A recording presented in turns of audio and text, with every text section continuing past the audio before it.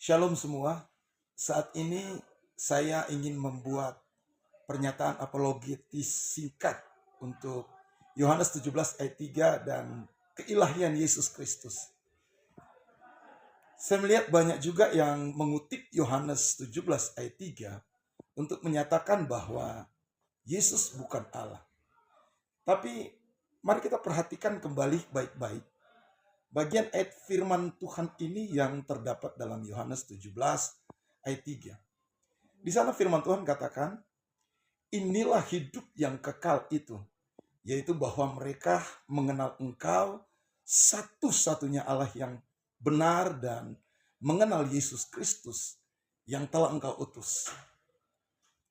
Saya mau katakan, ayat ini tidak menyangkal keilahian Yesus, tetapi menegaskan bahwa hidup kekal hanya bisa diperoleh dengan mengenal Bapa dan mengenal Yesus Kristus. Keduanya tidak bisa dipisahkan. Jika Yesus bukan Allah, mengapa mengenalnya adalah syarat hidup kekal? Yohanes 1 ayat 1 dan ayat 14 menyatakan Yesus adalah Allah yang menjadi manusia. Yohanes 20 ayat 28, Yesus menerima penyambahan sebagai Tuhan dan Allah dari Thomas. Dan Titus 2 ayat 13, Yesus disebut sebagai Allah yang maha besar. Bahkan Kolose 2 ayat 9 mengatakan dalam Yesus berdiam seluruh kepenuhan kealahan.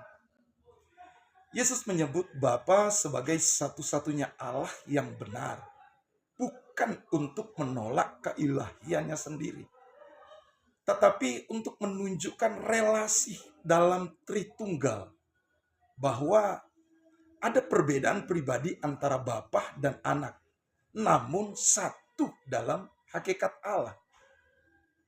Jadi Yohanes 17 ayat 3 tidak membatalkan iman Kristen bahwa Yesus adalah Tuhan dan Allah. Justru memperlihatkan peran dan relasi yang mendalam dalam karya keselamatan. Tuhan berkati.